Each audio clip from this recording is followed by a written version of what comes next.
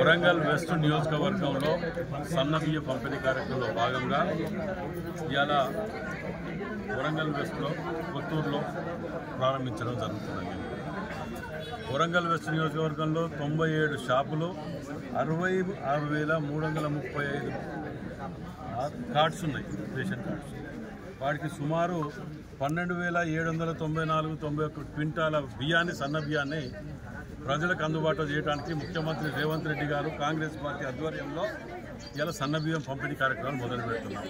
మేము మొదటికెళ్ళి కూడా చెప్తున్నాం, ఇవాళ కాంగ్రెస్ పార్టీ అనేది పేదల పార్టీ. ఏ పార్టీ వచ్చినా కానీ తినటం, బుక్కటం వాళ్ళ కుటుంబాలు వాళ్ళ మట్టుకే పరిమితం చేసుకున్నటువంటి పార్టీలే వచ్చినాయి. తెలంగాణ ఉద్యమాన్ని అడ్డం పెట్టుకొని పేదల కడుపులో తెలంగాణని దోసుక తిన్న రోజులు మనం చూసినాం. ఇక బీజేపీకి వస్తే కులాలు మతాలు పేరు చెప్పి కడుపు నింపే కార్యక్రమాలు ఏవి చేయకుండా కులాలు మతాలతోటి ఒకరు రెచ్చగొడితే ప్రాంతీయ తత్వాలు రెచ్చగొట్టుకుంటా ఇంకో పార్టీలు నడిచేది తప్ప ప్రజల సంక్షేమం అనేది ఏ రోజు ఆలోచించలేదు.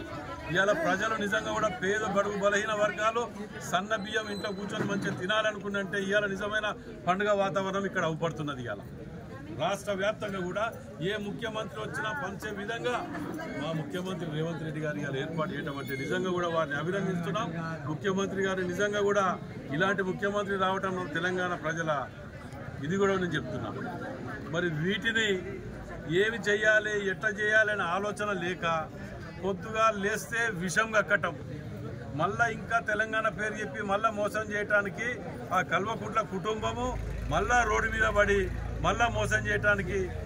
ఇప్పుడు ఉదాహరణకు బస్సులకు మహిళలకు ఫ్రీ అంటే ఆటో వాళ్ళని రెచ్చగొట్టడం, లేకపోతే ఇంకోటి వాళ్ళకి ఇస్తే ఇంకో వాళ్ళని రెచ్చగొట్టడం, ఇదే పని పెట్టుకోవటం తప్ప వారికి మేము ఇది చేసినామని చెప్పుకోవటానికి ఏమైనా ఉన్నదా? చూడండి, మీరు గతంలో సంవత్సరంన్నర కింద చూసిన హనుమకొండ, ఇప్పుడు హనుమకొండకు ఏ గల్లీ పోయినా రోడ్లు కానీ డ్రైనేజీలు కానీ వర్షం పడితే నిలవకుండా మునగకుండా ఇన్ని కార్యక్రమాలు చేసినా వాళ్ళకు మాత్రం కనువిప్పు కలగట్లే.